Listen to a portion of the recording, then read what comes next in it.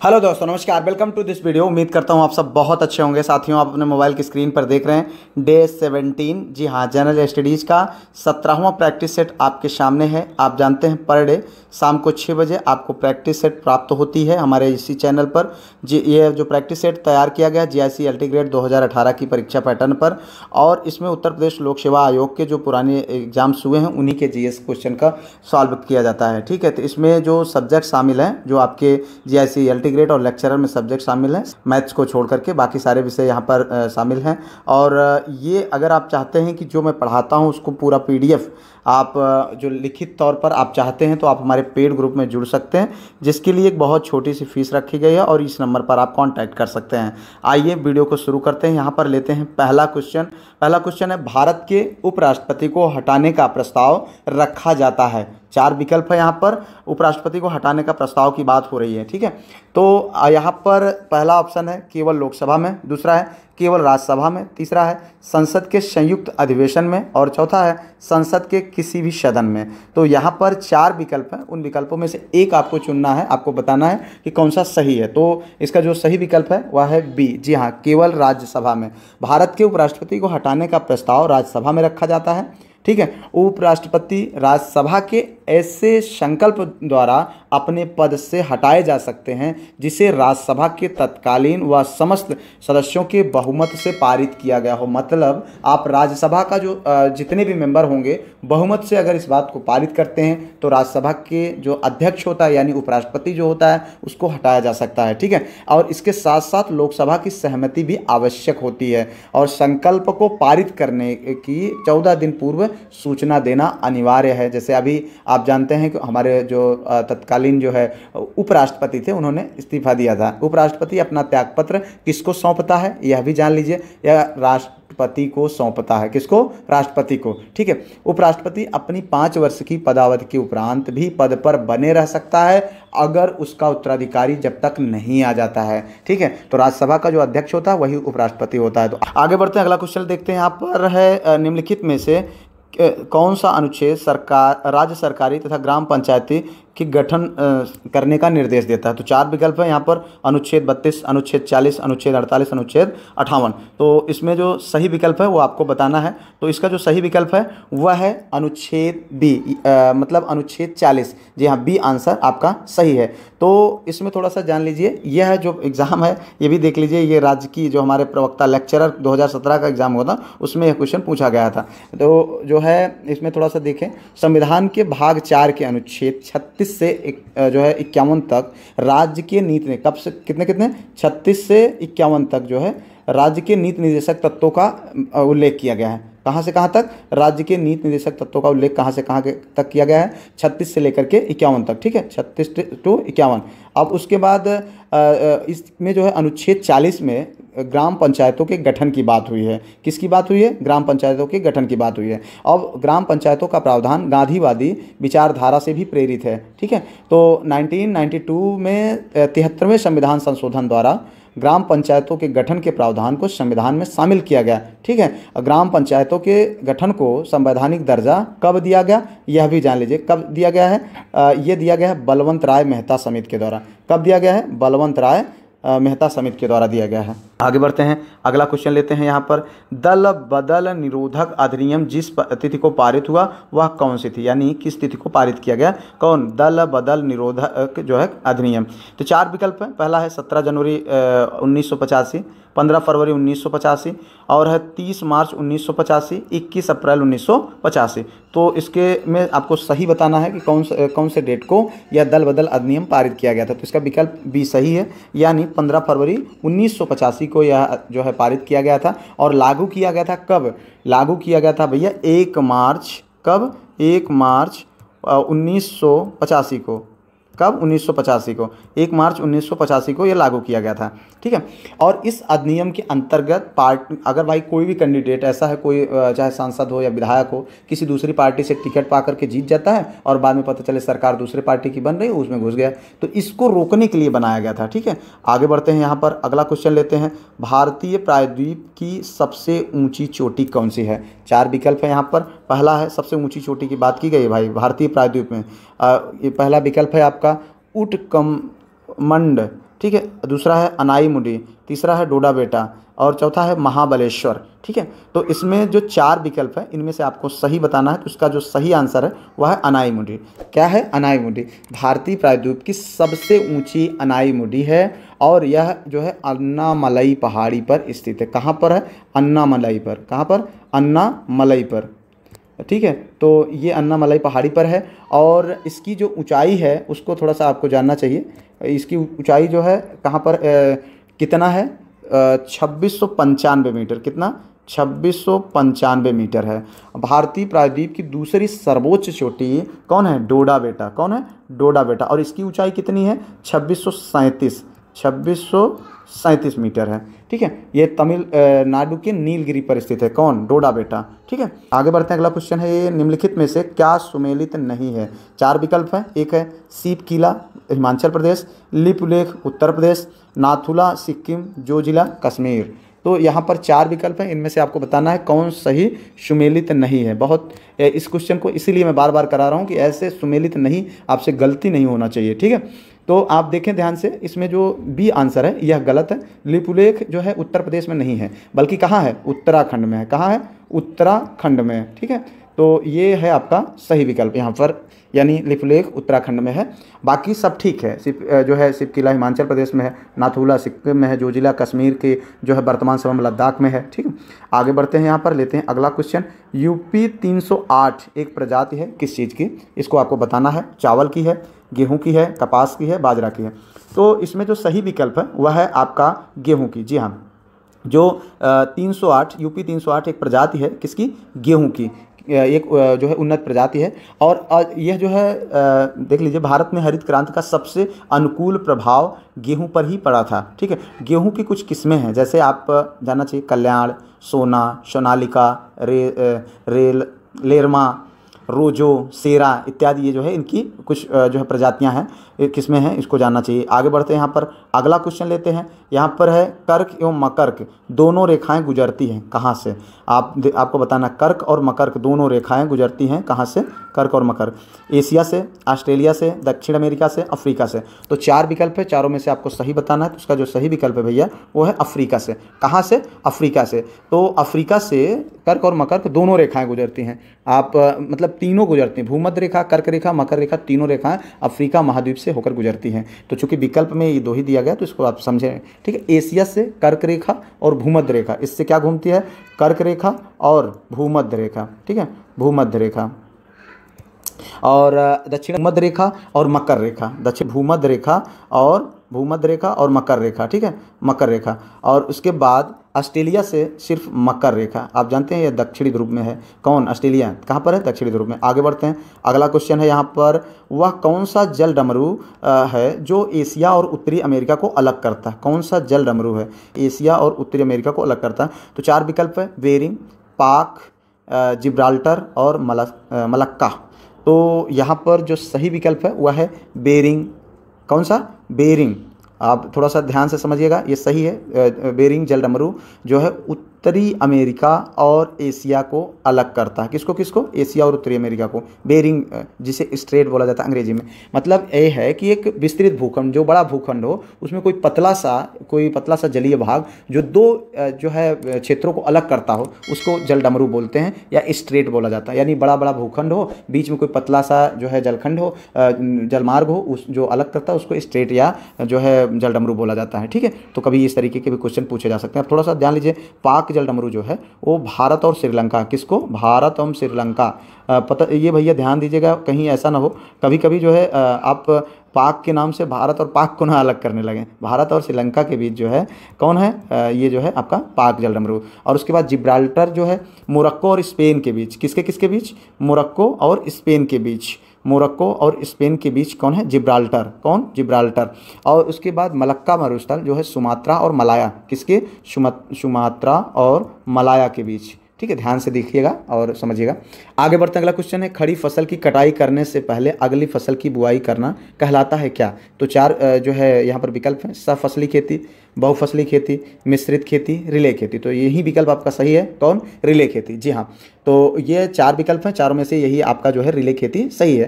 तो यानी कहने का ये मतलब है कि खड़ी फसल कटाई करने से पहले ही अगली फसल की बुआई कर दी जाती है। ठीक है, आगे बढ़ते हैं। यहाँ पर अगला क्वेश्चन लेते हैं, रामसर सम्मेलन। ठीक है, ध्यान दीजिएगा भैया, कौन से रामसर सम्मेलन संबंधित है किससे?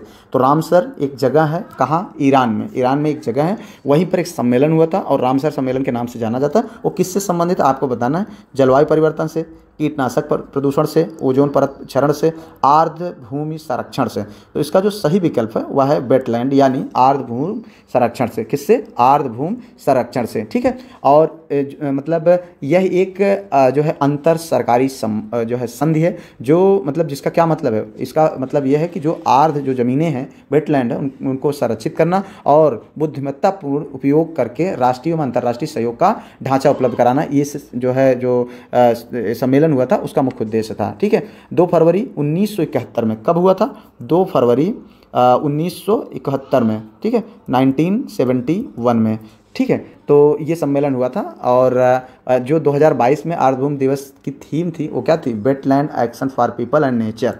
आगे बढ़ते हैं भैया, अगला क्वेश्चन लेते हैं, विमानों का पता लगाने के लिए रडार किस माध्यम का प्रयोग करता है? रडार जो है किस माध्यम का प्रयोग करता है? तो माइक्रो तरंग का प्रयोग करता है, इलेक्ट्रिक तरंग का प्रयोग करता है, अल्ट्रासोनिक तरंग का प्रयोग करता है, साउंड तरंग का प्रयोग करता है। तो 4 विकल्प है, इसमें से आपको एक सही है वही बताना है। तो इसका जो सही विकल्प है भैया वो है माइक्रो तरंग का। जी हाँ, माइक्रो जो विमानों का पता लगाने के लिए रडार जो है माइक्रो तरंग को माध्यम बनाता है, उसी के माध्यम से प्रयोग करता है। ठीक है, आप माइक्रो तरंग या माइक्रोवेव, सूक्ष्म तरंग जो भी आप समझ लीजिए, जिससे ये तरंग लघु तरंगें होती हैं जिसकी आवृत्ति दीर्घ रेडियो तरंगों से अधिक तथा इंफ्रारेड तरंगों से कम। ठीक है, इसकी तरंग दैर्घ्य बहुत छोटी होने के कारण इससे इन्हें जो है किसी निश्चित दिशा में पुंज के रूप में भेजा जा सकता है। आगे बढ़ते हैं भैया, अगला क्वेश्चन लेते हैं, खाद्य पदार्थ के परिरक्षण के लिए प्रयोग में लाया जाने वाला रसायन है, मतलब खाद्य पदार्थ को सुरक्षित रखने के लिए किस रासायनिक का प्रयोग किया जाता है? Sodium chloride, caustic soda, sodium benzoate, गंधक का अम्ल। तो 4 विकल्प हैं इसमें भैया, आपको सही आंसर बताना है। इसका सही विकल्प है सोडियम बेंजोएट। कौन? Sodium benzoate. ठीक है, खाद्य पदार्थों के परीक्षण के लिए यही जो है सोडियम बेंजोएट प्रयोग किया जाता है। यह बेंजोइक अम्ल का सोडियम लवण है। इसका प्रयोग अचार, मुरब्बा और जो है टमाटर की चटनी, फलों के रस, ये जो प्रिजर्व करके इसे एक तरीके से कह सकते हैं एक प्रिजर्वेटिव है। ठीक है, आगे बढ़ते हैं, अगला क्वेश्चन लेते हैं, निम्नलिखित में से कौन सा रोग अनुवांशिक है? ध्यान दीजिएगा भैया, बेरी रोग, कैंसर रोग, बाणाधता रोग, फाइलेरिया रोग। तो ध्यान से समझिएगा, इस तरीके के क्वेश्चंस को दिमाग से थोड़ा लगाएंगे आराम से सॉल्व हो जाएगा। अगर नहीं भी पता रहेगा तो भी आप जानते हैं कि कैंसर कोई जो है भाई कोई जो है अनुवांशिक रोग नहीं, तो इसको आप काट दीजिए। ठीक है, फाइलेरिया भी कोई अनुवांशिक रोग नहीं है, तो इसको भी आप काट दीजिए। बेरी और बाणाधता बनता है, तो बेरी रोग तो भैया होता है विटामिन बी की कमी से। किससे? विटामिन बी की कमी से। तो यहाँ पर ये विकल्प क्या सही हो जाता है? बाणाधता। जी हाँ, इसी तरीके से एलिमिनेट करके आप क्वेश्चन को सही कर सकते हैं। तो यहाँ पर सी विकल्प आपका सही है। ठीक है, आगे बढ़ते हैं, आपका अगला क्वेश्चन लेते हैं, निम्नलिखित में से कौन सी एक गैस प्रकाश संश्लेषण में उत्पन्न होती है? तो 4 विकल्प है, nitrogen, hydrogen, oxygen, carbon dioxide. तो इसका जो सही विकल्प है वो आपको बताना है। इसका सही विकल्प है जो है आपका सी। जी हाँ, ऑक्सीजन।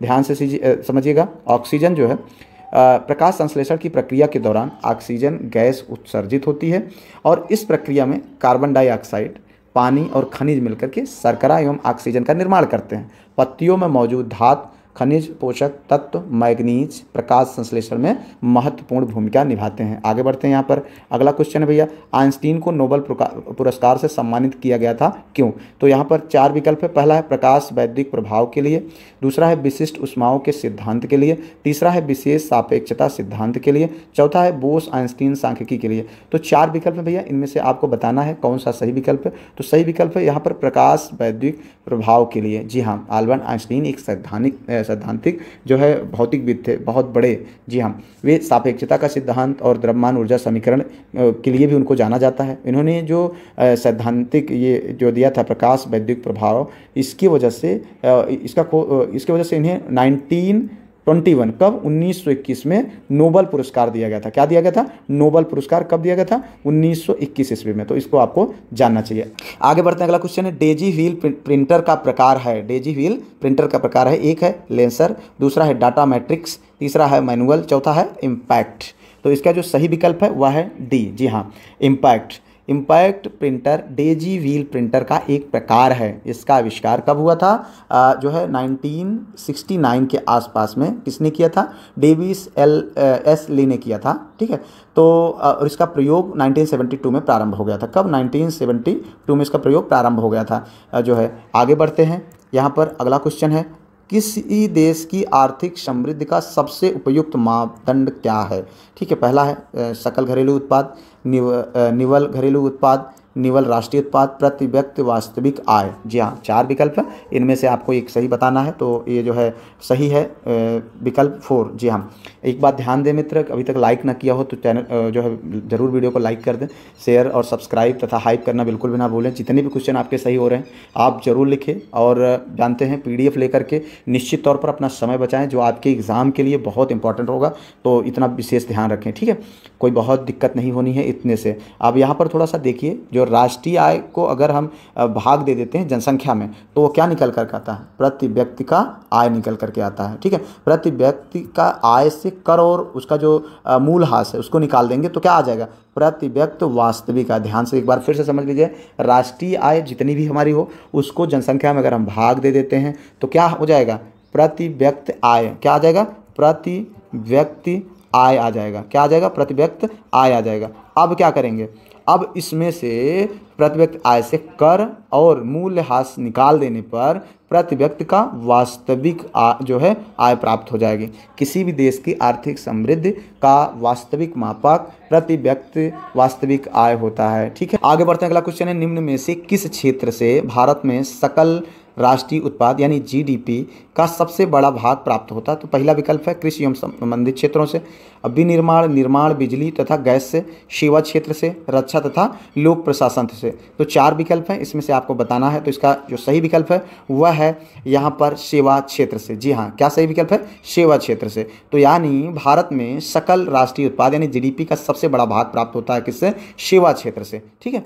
आगे बढ़ते हैं, यहाँ पर अगला क्वेश्चन लेते हैं। अगला क्वेश्चन है निम्नलिखित में से कौन भारत के शेयर बाजार के कार्य को नियंत्रित करता है? बहुत आसान है, फेमा, सेबी, MRTP अधिनियम। आप उपरोक्त में से कोई नहीं। आप जानते होंगे कि जब जो है म्यूचुअल फंड और तमाम जो है प्रचार प्रसार आते हैं तो उसमें सेबी का नाम लिया जाता है। तो यहाँ पर यह विकल्प आपका सेबी सही है। क्या सही है? सेबी। जी हाँ, आप सेबी को थोड़ा सा जान लीजिए। भारत में शेयर बाजार को सेबी यानी भारतीय प्रतिभूति और विनिमय बोर्ड जिसे कहा जाता है, जिसका फुल फॉर्म है, ठीक है, भारतीय प्रतिभूति और विनिमय बोर्ड, यह म्यूचुअल फंड को भी विनिमय करता है। और इसकी स्थापना कब हुई है? 12 अप्रैल। कब हुई है? 12 अप्रैल 1988 में। कब? 1988 में इसकी स्थापना हुई है, ठीक है। और 30 जनवरी 1992 को अध्यादेश द्वारा इसको वैधानिक दर्जा, कब वैधानिक दर्जा दिया गया है? 1992 में, ठीक है। अब इसका मुख्यालय कहाँ है ये भी जान लीजिए। मुख्यालय इसका भैया मुंबई में है। कहाँ पर है? मुंबई में, ठीक है। यहाँ पर बढ़ते हैं, आगे लेते हैं अगला क्वेश्चन। हड़प्पा सभ्यता के निम्नलिखित में से किस स्थान से जल संरक्षण के साक्ष्य मिले? किसके स्थान से जल संरक्षण के साक्ष्य? कालीबंगा, मोहनजोदाड़ो, लोथल, धौलावीरा। जानते हैं सिंधु घाटी सभ्यता, हड़प्पा सभ्यता एक ही है, ठीक है। उसमें जो ये अलग अलग सभ्यताएं मिली थी ये सब एक ही हैं, ठीक है। कालीबंगा, मोहनजोदाड़ो अलग अलग जगह हैं। तो यहाँ पर आपको बताना है कि किस स्थान से जल संरक्षण के साक्ष्य मिले हैं। तो इसका जो सही विकल्प है वो आपको बताना हुआ है डी। जी हाँ, कहाँ से? धौलावीरा। और धौलावीरा कहाँ है? गुजरात के कच्छ में। कहाँ? गुजरात के कच्छ में, ठीक है। अब थोड़ा सा इस बात पर ध्यान दें। और यहाँ से जल संरक्षण के साक्ष्य मिले। मनहर व मनसर नदियों के संगम पर डैम बनाकर जल संरक्षण किया गया था। मनहर या मनसर नदियों पर, ठीक है। इसकी खोज कब की गई थी? 1967 में। कब? 1967 से 1968 में किया गया था। और किसने किया था? JP जोशी ने। किसने किया था? JP जोशी ने किया था, ठीक है। तो और इसका उत्खनन कब कराया गया था? 1990 से 1991 के आसपास तक आर.एस. बिष्ट के द्वारा कराया गया था। ठीक है, तो तमाम चीज़ें हैं, इसके बारे में आपको जानना चाहिए। आगे बढ़ते हैं, यहाँ पर अगला क्वेश्चन लेते हैं। निम्नलिखित शासकों में से किसने हर्षवर्धन को पराजित किया था? किसने किया था हर्षवर्धन को पराजित? यहाँ पर देखिएगा, एक है कीर्तिवर्धन द्वितीय, विक्रमादित्य द्वितीय, पुलकेशिन प्रथम, पुलकेशिन द्वितीय। तो जानते हैं कि हमारे भारतीय इतिहास में हर्षवर्धन बहुत इंपॉर्टेंट जगह मतलब स्थान रखता है। ठीक है, इसको जो है पराजित किया था किसने? पुलकेशिन द्वितीय ने। किसने किया था? पुलकेशिन द्वितीय ने। पुलकेशिन द्वितीय ने नर्मदा नदी के तट पर हर्षवर्धन को पराजित किया था। और यह कौन था भैया? चालुक्य वंश का सबसे योग्य किसका? चालुक्य वंश का सबसे योग्य शासक था। आगे बढ़ते हैं, यहाँ पर अगला क्वेश्चन लिखे, निम्नलिखित में से किस मध्यकालीन शासक ने सार्वजनिक वितरण प्रणाली प्रारंभ किया? पहला ऑप्शन है बलबन, दूसरा है अलाउद्दीन खिलजी, तीसरा है मोहम्मद बिन तुगलक, चौथा है फिरोज शाह तुगलक। तो 4 विकल्प हैं, चारों में से आपको एक सही है उससे बताना। तो इसका जो सही आंसर है वह है अलाउद्दीन खिलजी। आप जानते हैं अलाउद्दीन खिलजी बहुत ही जो है मतलब खतरनाक शासक था। इसने जो है PDS यानी राशनिंग व्यवस्था लाया था, और इसने जो है सार्वजनिक वितरण प्रणाली प्रारंभ किया था। अमीर खुसरो ने इसको उपाधियां दी थी, कुछ उपाधियां दी थी। क्या उपाधियां दी थी आप उसको भी जान लीजिए। विश्व का जो है विश्व का सुल्तान कहा था इसको। क्या कहा था? विश्व का सुल्तान। ठीक है, तो और उसके बाद युग का विजेता, जनता का चरवाहा, ये सब इसको उपाधियां मिली थी। किसको? अलाउद्दीन खिलजी को। ठीक है, राजस्व भ्रष्टाचार रोकने हेतु दीवान ए मुक्त खराज विभाग की भी इसने स्थापना की थी, और भूमि की पैमाइश कराकर सरकारी कर्मचारियों से लगान वसूली प्रारंभ की थी। किसने? अलाउद्दीन खिलजी ने। आगे बढ़ते हैं भैया, अगला क्वेश्चन लेते हैं। यहाँ पर निम्नलिखित में से कौन मुगल काल में राजा बनाने वाले थे? बनने नहीं है भैया, बनाने वाले थे भैया। राजा तो सब बनते थे लेकिन बनाने वाला था। ठीक, यहाँ पर 4 विकल्प, हुसैन अली और अब्दुल्ला, नासिर शाह और जकारिया खान, शाह हुसैन और अब्दुल हुसैन, मोहम्मद जमी और मोहम्मद जुनैदी। तो इसका जो सही विकल्प है वह है हुसैन अली और अब्दुल्ला। जी हाँ, हुसैन अली और अब्दुल्ला जो थे ये दोनों सैयद बंधु थे, भाई थे। मुगल काल में राजा बनाने वाले इनको कहा जाता था। क्या कहा जाता था? राजा बनाने वाले। आगे बढ़ते हैं, यहाँ पर लेते हैं अगला क्वेश्चन। भारत में अंग्रेजों के राजस्व प्रशासन के संदर्भ में निम्नलिखित में से कौन रैयतवाड़ी बंदोबस्त तथा इसके कार्यान्वयन से संबद्ध होने के लिए जाना जाता है? रैयतवाड़ी। ठीक है, ध्यान दीजिएगा, रैयतवाड़ी माने किसानी, डायरेक्ट किसान। ठीक है, यहाँ पर देखो, Thomas Munro, R.M. Bird, Sir Charles Napier, Jonathan Duncan. 4 विकल्प हैं, इसमें आपको बताना है कि भारत में अंग्रेजों के राजस्व प्रशासन के संदर्भ में किसने जो है रैयतवाड़ी बंदोबस्त की व्यवस्था करी थी। तो यहाँ पर विकल्प नंबर 1 जो है सही है, टॉमस मुनरो। टॉमस मुनरो ने जो है 1802 ईस्वी में, कब? 1802 ईस्वी में मद्रास के गवर्नर था ये, और इसने रैयतवाड़ी व्यवस्था को लागू किया था। बहुत इंपॉर्टेंट है, बहुत बार पूछा गया भैया, ध्यान दीजिएगा यहाँ पर। ठीक है, अब यह मद्रास, बम्बई व असम के कुछ क्षेत्रों में लागू हुआ। इसमें सीधे किसानों से कर वसूला जाता था, यानी रैयतवाड़ी मतलब सीधे किसानों से कर वसूला जाता था। और जो जमींदार थे यानी जो बिचौलिया थे, आप जानते हैं कि जमींदारों के माध्यम से कर वसूली की जाती थी, तो ये इस व्यवस्था को उसने खत्म किया। डायरेक्ट जो है किसानों से कर लेने की प्रथा को उसने शुरू किया था। आगे बढ़ते हैं, यहाँ पर अगला क्वेश्चन है यहाँ पर देवबंद आंदोलन। क्या? देवबंद आंदोलन यूपी जो है संयुक्त प्रांत में किस वर्ष में आरंभ हुआ था?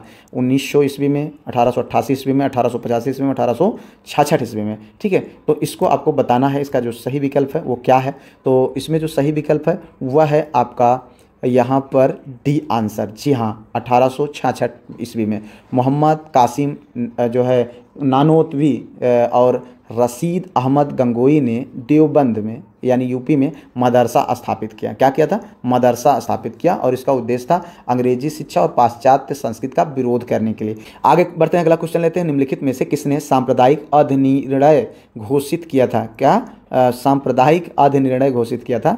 तो ये आपको बताना है किसने किया था। इसका जो है 4 ऑप्शन है, रैमजे मैकडोनाल्ड, स्टैनले बाल्डविन और नेविल चैम्बरलेन, विंस्टन चर्चिल। 4 विकल्प है, इसमें से जो सही आंसर है वह आपको बताना है, रैमजे मैकडोनाल्ड। कौन? रैमजे मैकडोनाल्ड, पहला विकल्प इसका सही है। तो यहाँ पर आप देखें 16 अगस्त 1932 को, कब?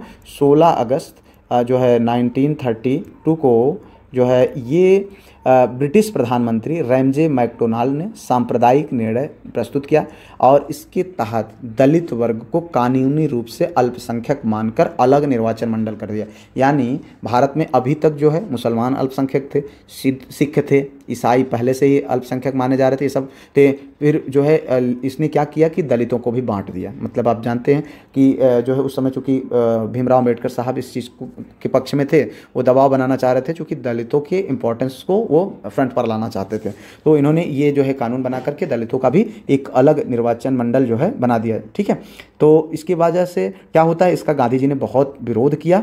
और पूना पैक्ट कब होता है? पूना पैक्ट 24 सितंबर 1932 को, कब? 1932 को जो है गांधी जी और डॉक्टर अंबेडकर बीच समझौता होता है और इसके परिणाम स्वरूप जो पृथक निर्वाचन मंडल बने थे उनको हटा लिया गया। और लेकिन जो विधान मंडलों में दलित के लिए जो आरक्षण सीटें थी पहले 71 थी, कितनी थी? 71 थी। अब उसको बढ़ा करके 148 कर दिया गया। कितना कर दिया गया? 148। ठीक है, तो यहाँ पर जो सही विकल्प है वो रैमजे मैकडोनाल्ड है, पर इतना एक्स्ट्रा जानकारी आपको रखना चाहिए। ठीक है, आगे बढ़ते हैं। यहाँ पर अगला क्वेश्चन है, भारत के सर्वोच्च न्यायालय ने संविधान के आधारभूत ढांचे के सिद्धांत को स्पष्ट किया जा रही है। रिपीटेड क्वेश्चन हो गया, कल ही अभी फिर से पूछा गया था। यहाँ पर 4 विकल्प है, गोलकनाथवाद 1967, केशवानंद भारतीवाद 1973, शंकरी प्रसादवाद 1951 और सज्जन सिंहवाद 1965। तो इसका जो सही विकल्प है वह है केशवानंद भारतीवाद। जो आगे बढ़ते हैं, यहाँ पर अगला क्वेश्चन लेते हैं। नाबार्ड, ठीक है, एक शीर्ष वित्तीय संस्था है, एक संस्था है, वित्तीय संस्था है। ठीक है, जो कब किसके लिए बनी थी यही आपको बताना। व्यापार एवं उद्योग विकास हेतु, ग्रामीण बैंकिंग के विकास हेतु, कृषि एवं ग्रामीण क्षेत्रों के विकास हेतु, निर्यात विकास हेतु। 4 विकल्प हैं, इनमें से सही आपको बताना है। इसमें नाबार्ड जो है, नाबार्ड का जो है सही विकल्प जो है सी है, यानी कृषि एवं ग्रामीण क्षेत्रों के विकास हेतु। राष्ट्रीय कृषि और ग्रामीण विकास बैंक, इसका शॉर्ट फॉर्म ही यही है। क्या है? राष्ट्रीय कृषि और ग्रामीण विकास बैंक, यानी नाबार्ड की स्थापना कब किया गया? 12 जुलाई 1982। कब? 12 जुलाई 1982 को इसका जो है स्थापना किया गया था। और इसका आधार था शिवरामन समिति। कौन थे? शिवरामन समिति। शिवरामन समिति की आधार पर इसको जो है बनाया गया था। ठीक है, और इसका मुख्यालय कहाँ है? मुख्यालय इसका मुंबई में है भैया। कहाँ है? मुंबई में। मुंबई में इसका मुख्यालय है। और ध्यान से समझिएगा, नाबार्ड जो है 1 अप्रैल 1995 से ग्रामीण अवसंरचरण विकास निधि RIDF स्थापित किया गया। ठीक है, नाबार्ड सहकारी बैंकों, RRBs और कृषि एवं ग्रामीण विकास बैंकों को जो है ऋण उपलब्ध कराता है। ठीक है, आगे बढ़ते हैं। यहाँ पर अगला क्वेश्चन लेते हैं। यहाँ पर 2011 की जनगणना के अनुसार निम्नलिखित में से भारत के किस केंद्र शासित प्रदेश की साक्षरता दर सर्वाधिक है? तो आप देख रहे हैं सारे क्वेश्चन लगभग शामिल किए जा रहे हैं। करंट अफेयर के लिए परेशान ना होइए, मैं उसके लिए अलग से पढ़ाऊँगा, चूँकि आप जानते हैं कि उसको लास्ट टाइम पर पढ़ाया जाए या थोड़ा सा मतलब ऐसे क्वेश्चंस को चूज किया जाए जो आपके एग्जाम में डायरेक्टली आ सकें। ठीक है, तो यहाँ पर 4 विकल्प है, लक्षद्वीप, चंडीगढ़, दमन एवं दीव, अंडमान निकोबार द्वीप समूह। तो इसका जो सही विकल्प है वह है लक्षद्वीप। ठीक है, भारतीय जनगणना 2011 के अनुसार जो है भारत में केंद्र शासित प्रदेश जो लक्षद्वीप है उसकी साक्षरता दर सर्वाधिक है। क्या है? सर्वाधिक है। तो इसको आपको जानना चाहिए। और वैसे जो राज्य हैं उसमें लक्षद्वीप की जो साक्षरता दर है वह है 91.8%। कितना? 91.8% केंद्र शासित प्रदेशों में सबसे ज़्यादा है। ठीक है, अब उसके बाद जो है भारत का जो साक्षर राज्य है वो कौन सा है? केरल है। कौन सा है? केरल है। केरल। ठीक है, तो ये आपका सही विकल्प। केरल में कितने % साक्षरता है? 94%। आगे बढ़ते हैं अंतिम क्वेश्चन की ओर। यहाँ पर है उत्तर प्रदेश की प्रमुख वाणिज्यिक उपज क्या है? तो उत्तर प्रदेश की प्रमुख वाणिज्यिक उपज यानी खेती की बात हो रही है, जूट, गन्ना, कपास, तिलहन। तो इसका जो सही विकल्प है भैया वह है गन्ना। जी हाँ, गन्ना। गन्ना से आप जानते हैं यह एक तरीके से नगदी फसल है जो जिससे जो है कमर्शियल होता है। आप चीनी का उत्पादन होता है, गुड़ और तमाम अन्य चीज़ें इससे उत्पादित की जाती हैं और उत्तर प्रदेश में काफ़ी अच्छी खासा मात्रा में उत्पन्न भी किया जाता है। ठीक है, और यह एक प्रमुख वाणिज्यिक फसल है उत्तर प्रदेश की। कृषि योग्य क्षेत्र का लगभग 13% जो है गन्ना का उत्पादन होती है उत्तर प्रदेश में। और दूसरी चीज़ यह है कि 2020-21 के चौथे अग्रिम अनुमान देश का 44.5% गन्ना उत्पादन उत्तर प्रदेश में हुआ था। कितना? मतलब पूरे भारत का जो 44.5% गन्ना उत्पादन उत्तर प्रदेश में ही हुआ था। और तिलहन के लिए जो अग्रणी देश है वह प्रदेश है वह कौन है? वह है राजस्थान। कौन है? राजस्थान। तिलहन के लिए राजस्थान है। ठीक है, और जूट के लिए पश्चिम बंगाल है।